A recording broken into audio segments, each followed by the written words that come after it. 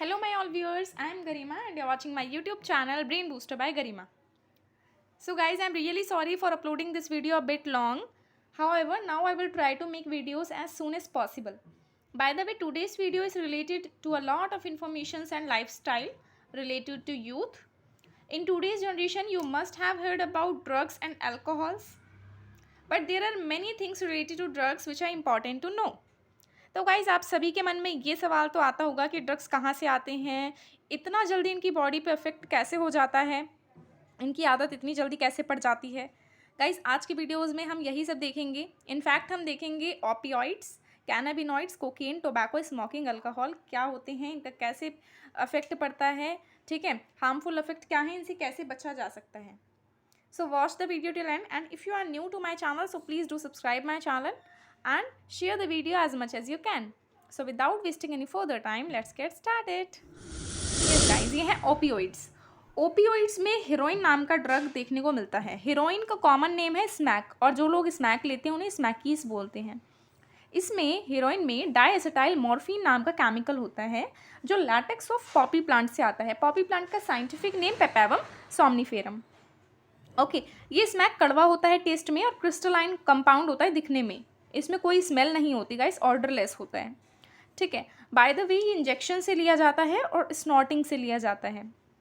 Opioids में ये कैसे काम करता है, तो ये हमारे सेंट्रल नर्वस सिस्टम से और गैस्ट्रो इंटेस्टिनल ट्रैक्ट बोले तो डाइजेस्टिव सिस्टम के रिसेप्टर्स से बाइंड होकर उन पर अपना हक जताने लगता है। सो दैट हमारी बॉडी अपने कंट्रोल में ना रह के ड्रग्स के कंट्रोल में हो जाती है और डिप्रेशन में चली जाती है। ओपियोइड्स बोले तो डिप्रेसेंट होते हैं, ठीक है, बॉडी को एस्केप देते हैं पूरा नशे की हालत में और बस सुन्न रह जाती है, बॉडी नंब पड़ जाती है। ओके गाइस, नेक्स्ट है हम पे कैनाबिनॉइड्स। कैनाबिनॉइड्स में चरस, गांजा जैसे हम पे ड्रग्स होते हैं, ठीक है, ये सीधा हमारे ब्रेन पे काम करते हैं। बाय द वे गाइस मैं बता दूं तो 90% of all the drugs comes from plant और ये कैनाबिनॉइड्स कैनाबिस सेटाइवा से आता है। कैनाबिस सेटाइवा में जो फूलों का गुच्छा मतलब इन्फ्लोरेसेंस होता है उसमें उससे ये ड्रग निकलता है और कार्डियोवास्कुलर सिस्टम ऑफ बॉडी मतलब हार्ट रिलेटेड सिस्टम्स पे ये अफेक्ट डालता है। नेक्स्ट है कोकेन। कोकेन में कॉक और क्रैक वाले ड्रग आते हैं। ये एरिथ्रोजाइलम कोका नाम के प्लांट से लिया जाता है, ठीक है गाइस।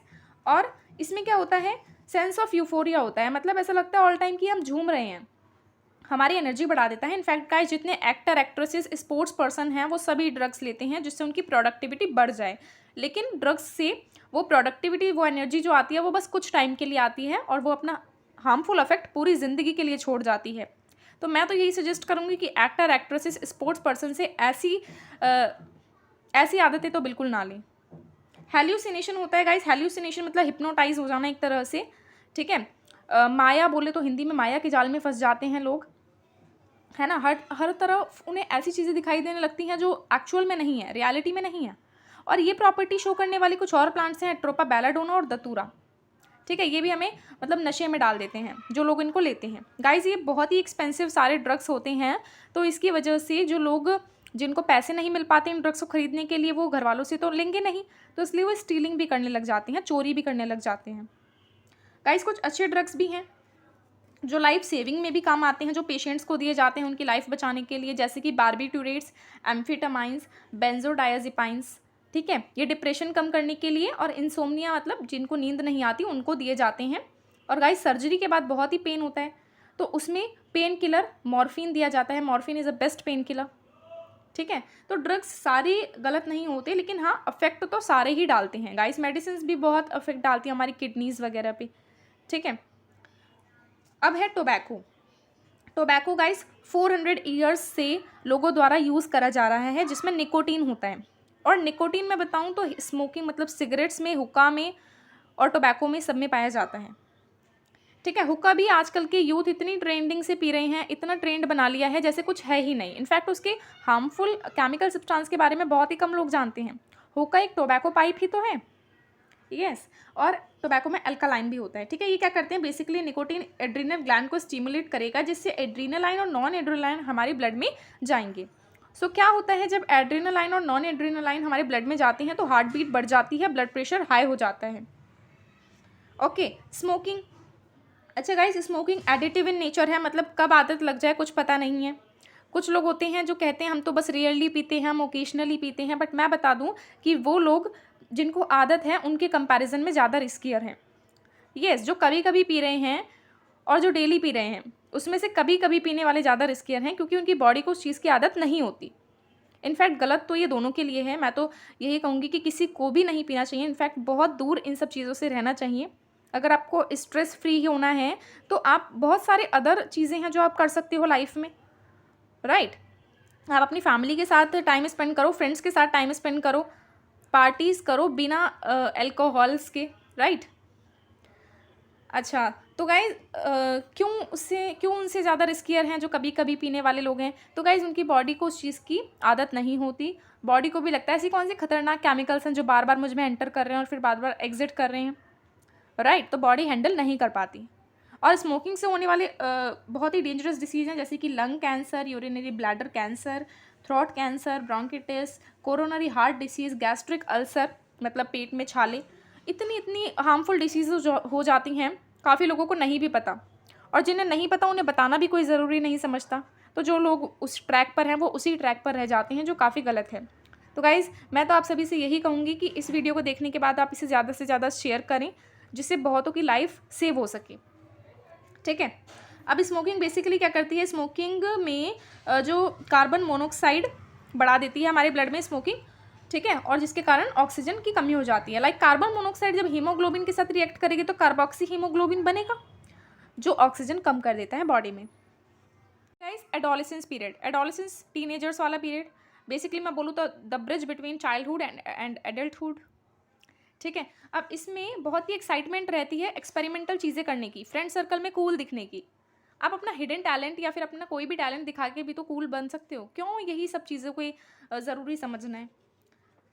अब गाइस इसमें विथड्रॉल सिंड्रोम हो जाता है, एडोलेसेंस में ज़्यादा देखा जाता है। लाइक पहले तो उन्होंने कूल बनने के चक्कर में पी लिया, ठीक है, अब उनको आदत हो गई, और जब वो नहीं ले रहे, ठीक है, जब वो इन सब चीज़ों से दूर हैं तो उनकी बॉडी में एंग्जाइटी हो रही है, शेकीनेस, नोजिया, स्वेटिंग, ये सब हो रहा है। लाइक नहीं ले रहे तब भी दुखी हैं और ले रहे हैं तब भी दुखी हैं। तो बॉडी को तो बहुत ही बॉडी को तो बहुत ही गंदी आदत पड़ गई और बहुत ही गंदा इफेक्ट भी पड़ेगा। बाकी इफेक्ट देखो तो रेकलेस बिहेवियर आ जाता है, हर समय लड़ाई झगड़े का मूड रहना, कोमा, डेथ और ब्रेन हैमरेज, रेस्पिरेटरी फेलर, ये सारे इफेक्ट्स देखने को मिलते हैं जो लोग अल्कोहलिक होते हैं। सिरोसिस कंडीशन हो जाती है। सिरोसिस मतलब अल्कोहल आप ज़्यादा ले रहे हो और एक टाइम पे अल्कोहल ने पूरा नर्वस सिस्टम डैमेज कर दिया, सो उसके कारण सिरोसिस हो जाता है, ठीक है। नर्वस सिस्टम पूरा ही डैमेज हो गया तो बॉडी में बचा ही क्या, तो डेथ हो जाती है अल्टीमेटली। तो गाइस आप इतना बड़ा खिलवाड़ अपनी ज़िंदगी से कैसे कर सकते हो? थोड़ा मतलब कुछ टाइम के एंटरटेनमेंट के लिए, वो भी।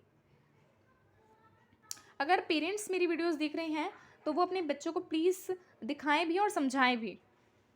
और अगर आप जानना चाहते हैं कि आपका बच्चा इन सब चीज़ों में है या नहीं है, तो काफ़ी सारे सिम्टम्स भी होते हैं। लाइक बच्चा अपना बहुत दूरियां बना रहा है, या उसे अकेले रहना पसंद है, वो अपने फ्रेंड सर्कल के साथ भी नहीं इन्जॉय कर रहा, ना फैमिली के साथ इन्जॉय कर रहा, वो बहुत रूड रह रहा है, वो स्किप चाहता है हर चीज़ों से, ठीक है। बाकी इसके अदर भी रीज़न हो सकते हैं, इतना कन्फर्म नहीं होता, बट स्टिल आप एडोलेसेंस पीरियड में अपने बच्चे पे थोड़ा ज़्यादा फोकस रखो तो वो ज़्यादा सही रहेगा।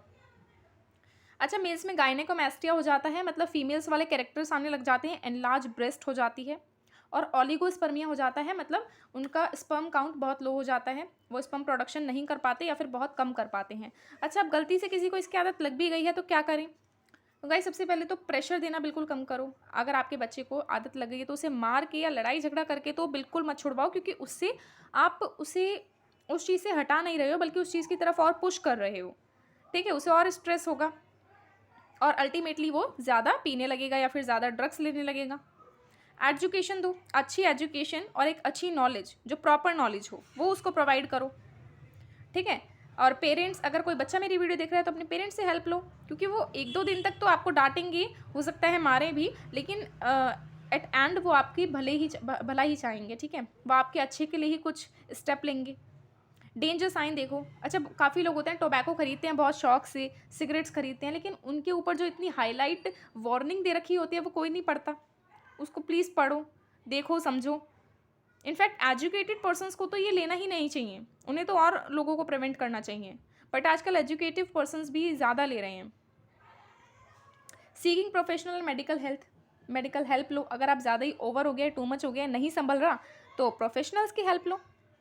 तो गाइज़ ओवरऑल मैं तो यही कहूँगी कि इन सब चीज़ों से बहुत दूर रहो, और लाइफ में और भी बहुत सारी चीज़ें हैं एंजॉय करने के लिए, एंटरटेन होने के लिए, सो आप उनका यूज़ करो बजाय इनके। सो गाइज़, अगर आपको वीडियो पसंद आई हो तो hit the like button, and thanks for watching.